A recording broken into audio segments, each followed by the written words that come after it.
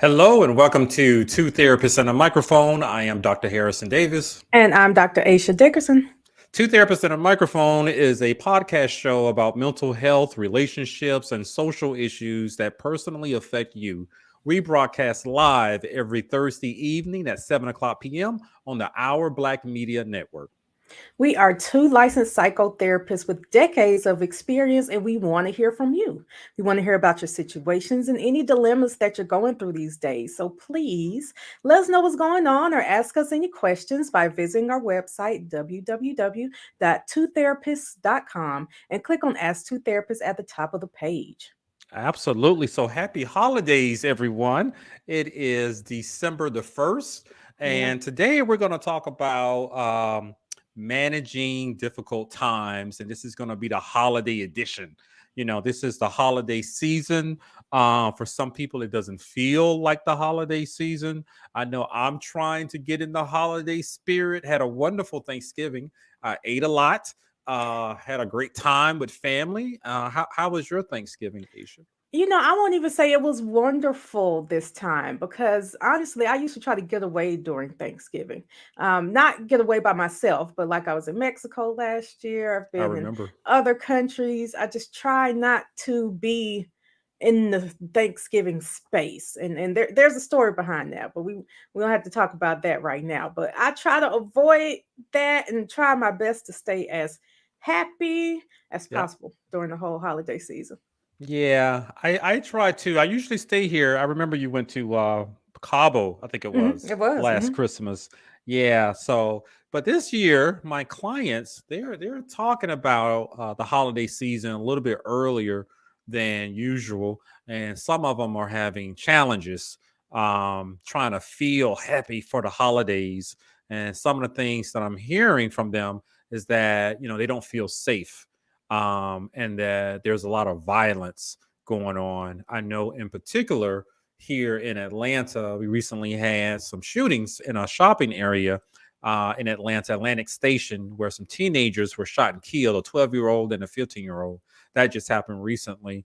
And prior to that, there was a memorial for another 17-year-old who was shot and killed. And during the memorial, where they were just talking, on the street corner where he was shot, someone drove by and shot at the crowd That is and so shot crazy. someone else. And no one was killed, but it just was a reminder on top of the shooting at the nightclub in Colorado. Mhm. Which happened recently too. So a lot of my clients are talking about the how that's all affecting them, and it appears to be interfering with them trying to get in the holiday season. Have you heard anything like that from your Well, clients? I know that for a lot of my clients and friends, family, and myself as well, one of the most fun things about the holiday season was always going out shopping. Yep. Being at the mall and seeing Santa and the Christmas trees. And now it's like, number one, everybody's got bad attitudes, or you don't want to get sick, and you definitely don't want to get shot. So I'm almost finished with all of my holiday shopping. Like, thank you, Amazon and Target. Yep. Yeah. That's And all I Walmart. needed. Right.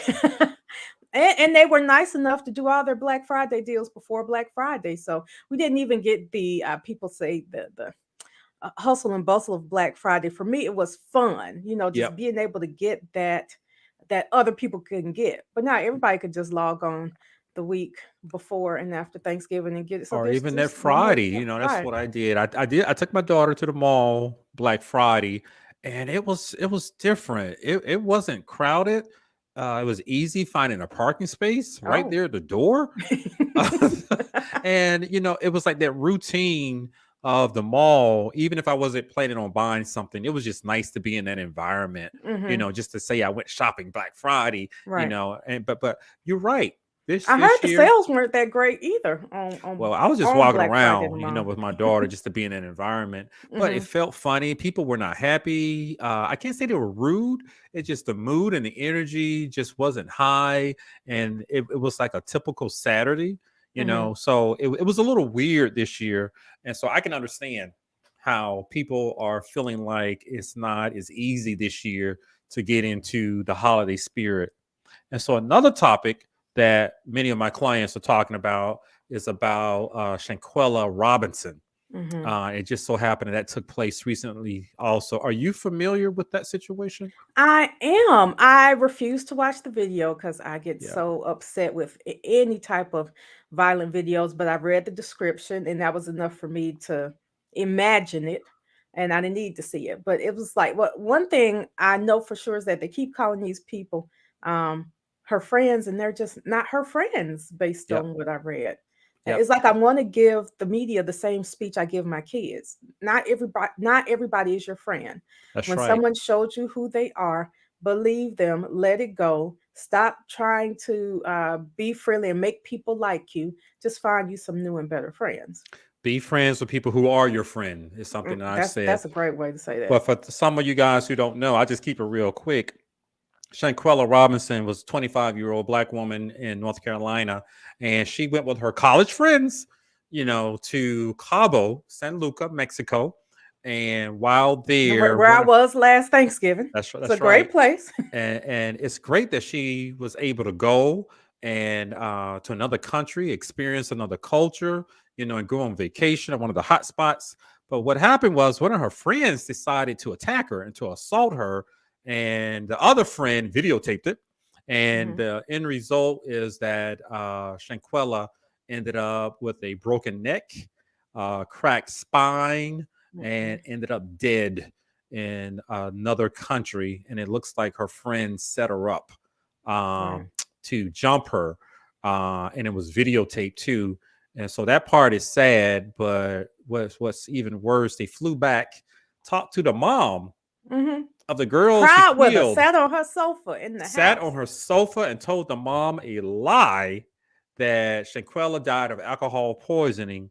But then the autopsy came back, and the mom, she had to cough up $6,000 to get her daughter's body flown back to North Carolina. But finally, um, the Mexico police decided to issue a arrest warrant, and they're going to uh, go through their police proceedings, to have a trial, is what I'm assuming. Mhm. But all of that's been happening. It's a hot topic right now for a lot Yeah. of black folks. It's not exactly related to Christmas, but that is just something else to remind people about the violence that is out there and think about that poor girl in another country Right. where Well, where, where they and then I think about her mother now having to go through all these holidays without her child and seeing this stuff play out on the news about her child. This is going to be her holiday memories from now on.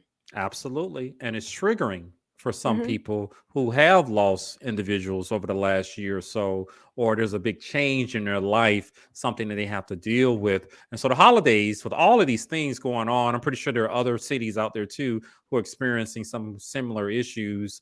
And so today I wanted us to talk about, the issue of managing stress during Okay. the holidays. So I brought on today, bringing on a special guest with us today. That is Shantae Evans. She's a therapist from Atlanta.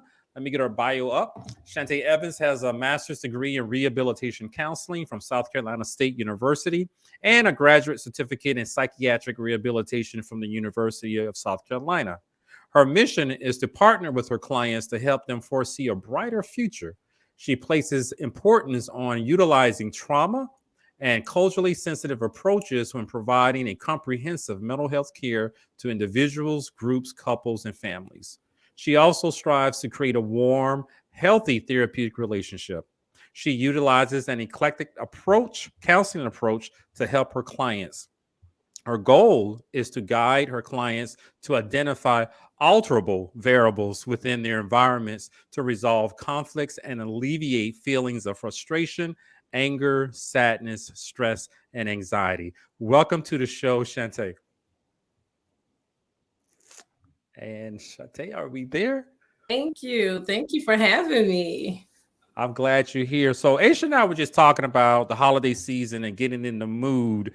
Tell us some of your thoughts about this time of the year and what some people are experiencing with trying to get into the holiday spirit. And how is this year different than other years?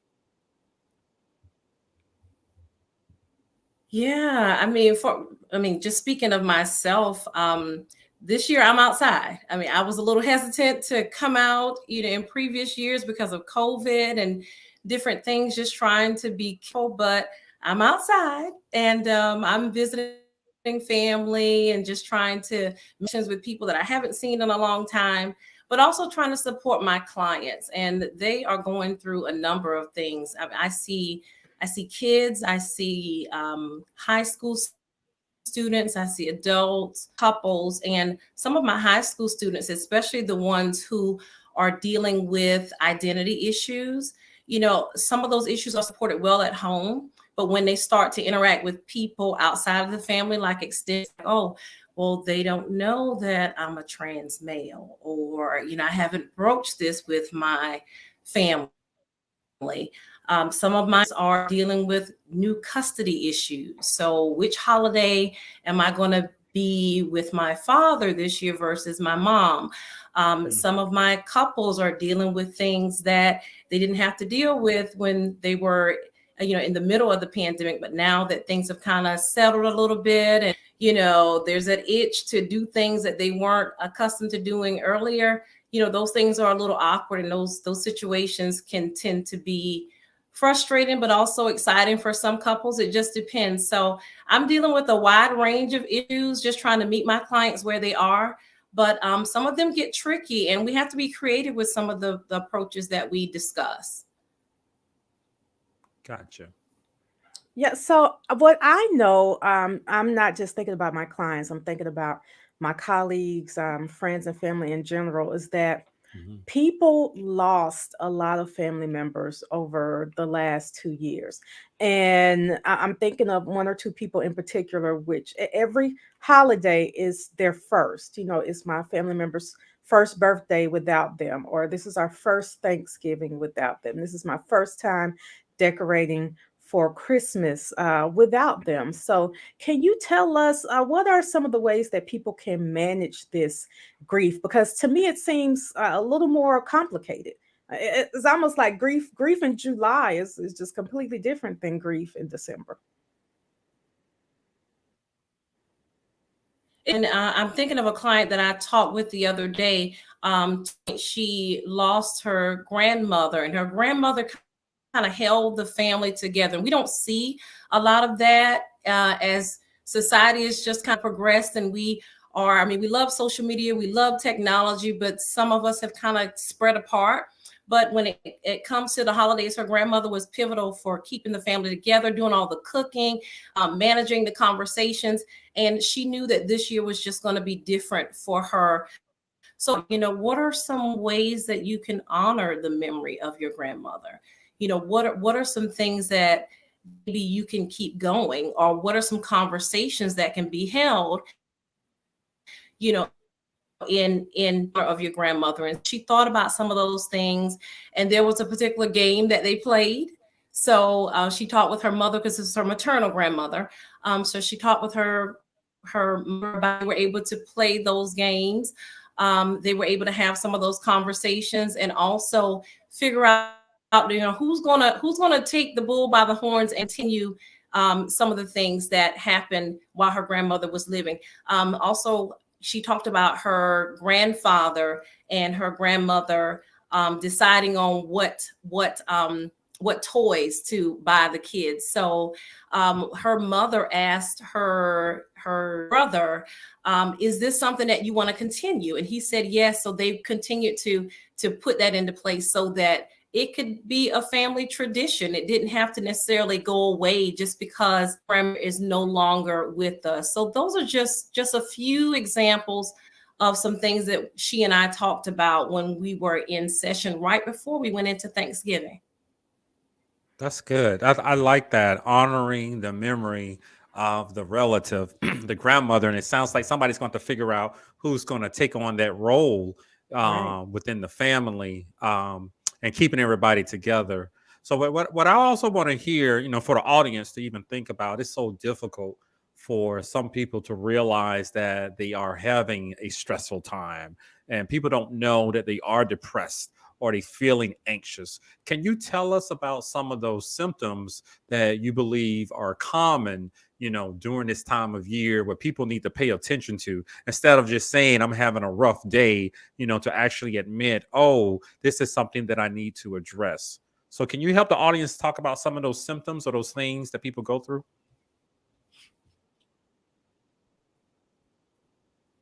Yeah, some of the things that people go through is an increase in frustration. Like, do little things just kind of get under your skin for no reason and you can't pinpoint it? Do you feel as if the things that you used to do are just things that you don't know why you can't get back to them, but you know that those are things that you're doing. Some other things that may stand out as, are you wanting to get out of bed? Does it seem like you're having to drag yourself out of bed? Now, for people, that can be something that they want, depending on the job environment that they're going into. But is there anything significant about this time of year that makes it different? Do you have close contacts that are saying, hey girl, we hadn't heard from you, what's going on? And it may not have even come to your mind that you haven't been in contact with these people. It's just that you were kind of in your own world. Some people experience a decrease or an increase in appetite or sleep. Some people also, the way that they used to take care of themselves, maybe they were kind of dressed to the nine before they left the house, but now they just don't care what they put on. They don't care how they look, how they show up, now. And it wasn't that way before. So I ask clients to think about like what is a technical term, just a minute here, what's baseline for you, what's normal for you, and how is what you're dealing with right now different from how you used to be. That can be the starting point for figuring out whether or not this is just a bad day versus, this is probably something that I need to pay attention to and be mindful of, because this just ain't me and I don't know what's going on. Thank you. Yes. Okay. So how about once you notice these things, or in my mind, other people are noticing them for you, what do you do about it? Like, okay, I recognize my appetite has decreased. I'm saying for me, I know my appetite has decreased. I think I've lost 10 pounds in the last week. You're All right. irritable. You're tired. What do you do now? Now that you recognize it, what's the next step?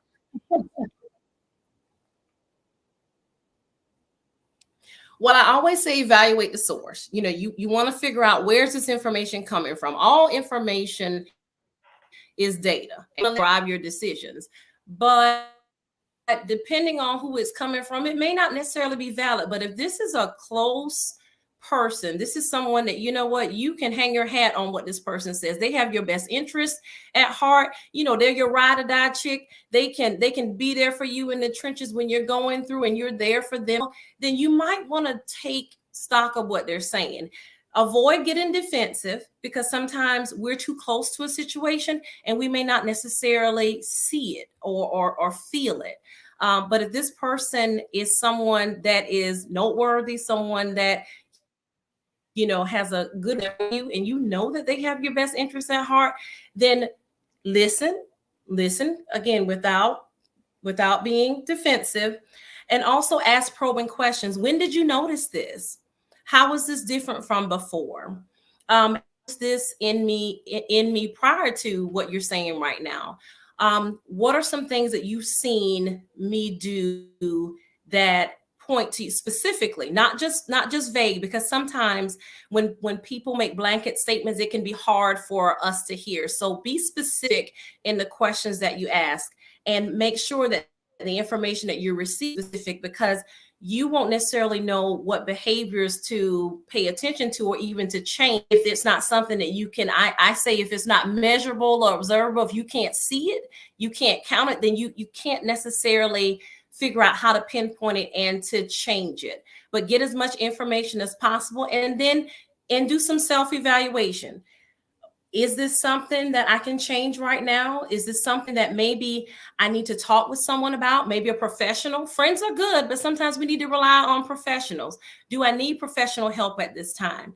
And then from there, you can figure out, how do you change the things that you're able to change on your own? And then what are some things that you know you're going to need the support of a professional in order to maybe peel back some layers and dig. You just didn't realize that it was affecting you to this point. And that. So I like that suggestion that you gave, Shante, about taking the feedback, from people who know you, and the people who notice the change. And I also want to point out, let's not forget the brothers, let's let's not forget the men out there too, because guys, it can be tough sometimes for them to listen and take that feedback from somebody. And there are those guys who don't have those type of relationships, with somebody where they can believe what they're telling them. So for some of the guys, this may be a sexist statement, but some of the guys, I just have to warn everybody, it's not so easy for them to rely on the information that they receive from other people, even when they love them and trust them. So what can you say to the people who are like in denial about things? People are giving them that feedback, but they're still not believing it. What more can you tell them to pay a little bit more attention to things? Well, I say look inward. Whenever we have a situation where someone is experiencing denial, there's some real hurt and pain there that they're just not ready to face. And it's about figuring out whether or not this is truly something that you're ready to work on. Everybody moves in their own time. And what may be signaling readiness to one person, it might be signaling that to the next person. So go inward, think about who you are, who you want to change, and then figure out whether or not this is something that you can move on immediately, or whether or not you need to just set a goal towards. And there's short-term, you all know there's short-term and long-term goals. A lot of people like to target the new year. Oh, in the new year, new me. I'll be ready to do this in the new year. Some people target that time. Some people say, you know what, I'm gonna be summertime fine, even for the fellas. So, I'm gonna be out there. I'm gonna be doing what I need to do, but I'm just not ready yet. There's some steps can be taken, but maybe in your own time, baby steps. They may not have gotten there overnight. They're certainly not going to overnight. So go and work out what is this information telling you, whether or not you're truly ready to move on it, and then decide when is the right time without feeling pressured, without being forced. This is solely you making a decision about your life and what you feel is the next step for you. Like that. So what I've heard from a lot of people is that it's important not to isolate yourself. And some of us, we just want to be left alone on a regular introverts. Day. Right. But I hear all the time, especially around the holidays, don't isolate yourself, be around your family. And I'm thinking about those people who are even trying to do that and failing, for lack of better terms, through no fault of their own. People who would love to be in a relationship, but there's just not really enough fish in the sea. But they're still having to watch all those engagement commercials on TV from Jared and Kay and everybody else. Or those who would love to be around their family, but because of some big blow up over usually something stupid, the family won't even get together. What are some of the things that those people can do to be around people, or is that even necessary?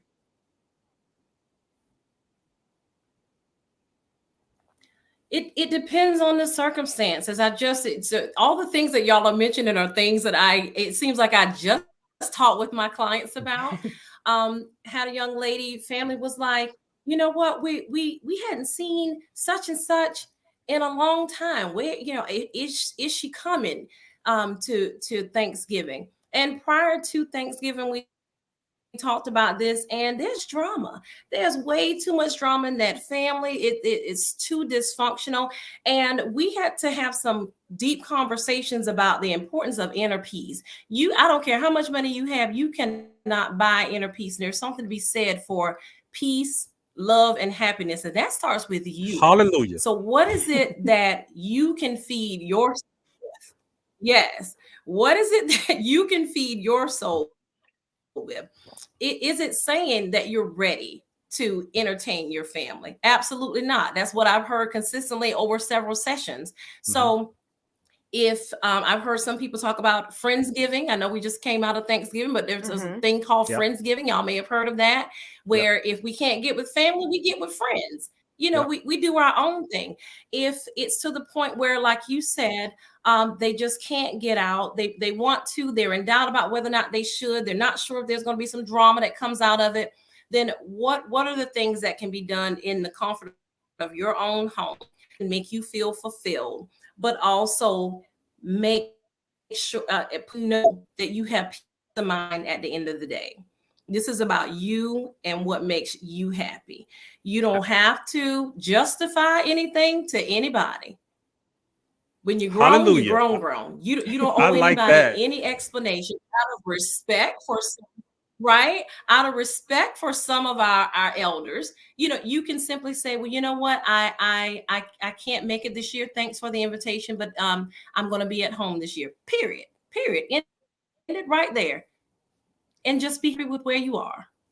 I like that. Protecting your peace, creating your peace and then protecting it. And what I'm hearing you talk about really, it's all about boundaries, and creating some healthy boundaries for you that might upset other individuals because of you're breaking some type of family tradition, that's out there. If you can tell the audience just a little bit, what are boundaries? And what are some other ways that people can create healthy boundaries during this time of the year? We can talk about expectations too.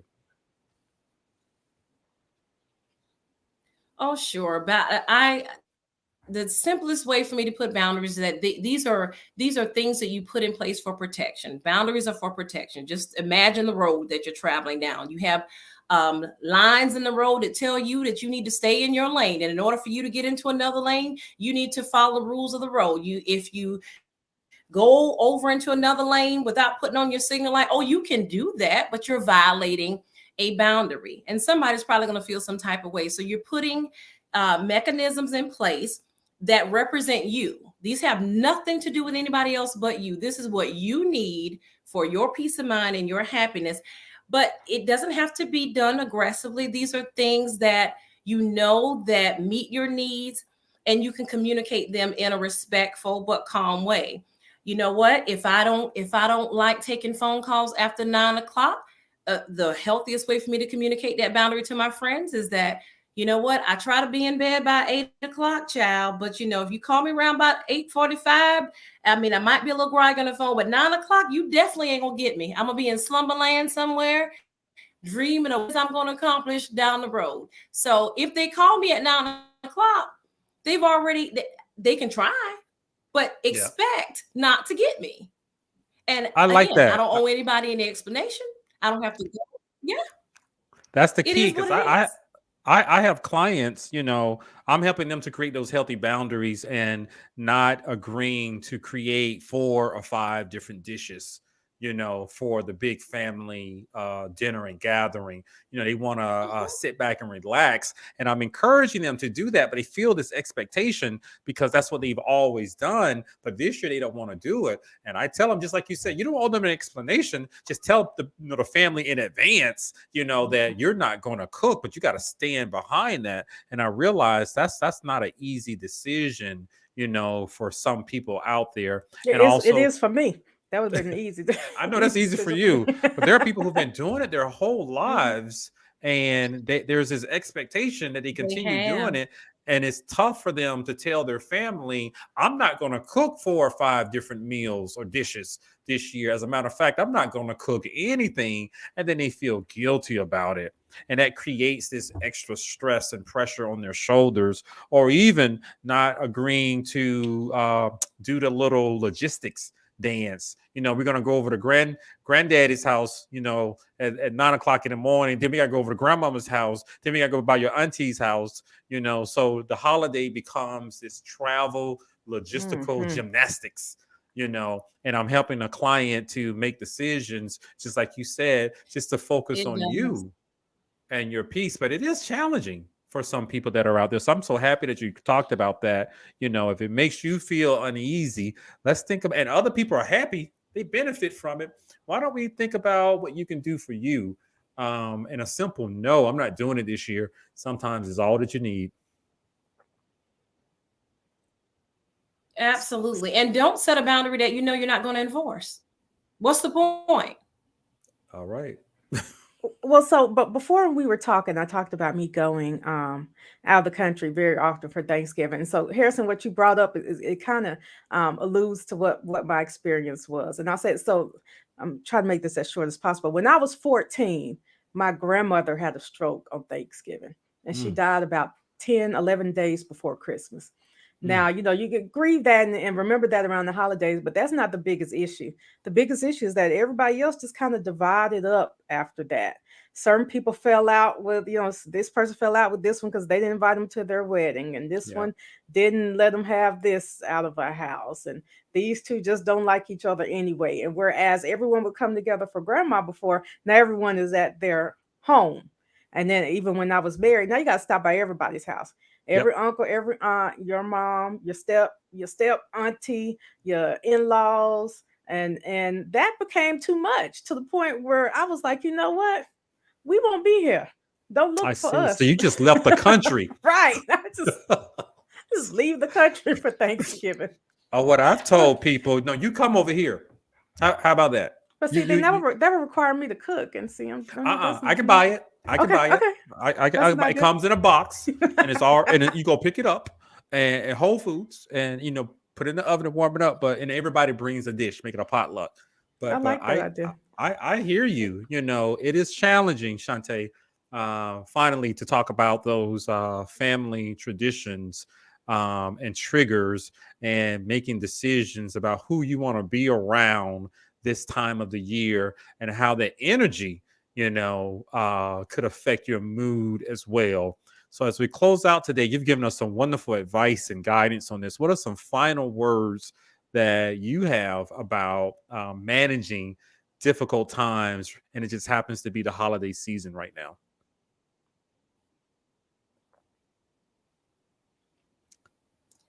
I've said earlier, reflect, protect your inner peace. It's all about and what gives you peace of mind. Gotcha. I like that a lot. Aisha, what do you want to say to close out today's show? I do want to say that if you do have those broken relationships and you want to try to fix them, you're interested in fixing them, don't be afraid to do that. If you haven't reached out to someone in over a decade, just try. It might not go the way you want it to, but it might alleviate some anxiety if you at least try. And see a therapist who'll be happy to do some family counseling with y'all. Probably not the week before or after Christmas. Everybody wants to try to get in all their holiday stress sessions around the holidays, but we want to take a break too. But it's never too Absolutely. late. And I tell people, it's the end of the year. We're going to roll over to a new year. And if something is still bothering you, there's still an issue there. This is a great time to confront it. Let's think about how we're going to walk into, that's what the young folks say. I'm going to walk into 2023, with a new mood, a new energy, and we have to leave certain things behind Hmm. in 2022. And this is a great time to start practicing that and think about you. I like to think about your needs. I like the things that you said, Shante, about keeping your peace and what is best for you. So that's the best advice that I can give to everybody that's out there. Enjoy the holiday. Why would you let somebody mess it up for you? And even if you're still dealing with things, try to do something a little bit different. Talk to somebody, take that feedback, but you got to try something new in order for you to have a different experience. So, Shante, why don't you tell the audience how can they contact you?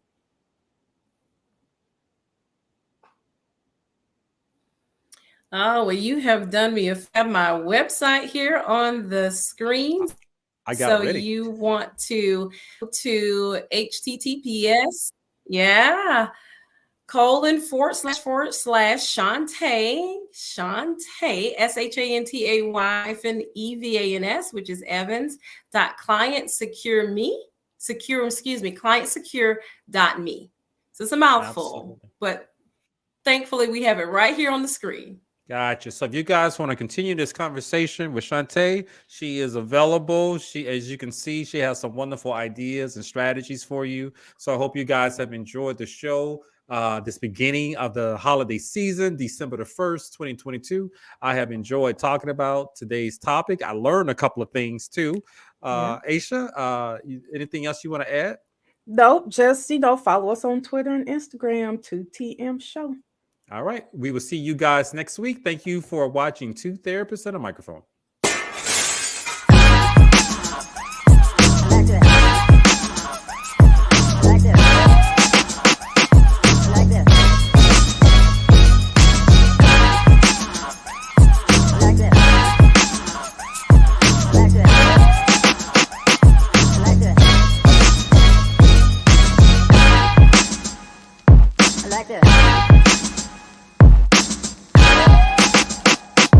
Like this.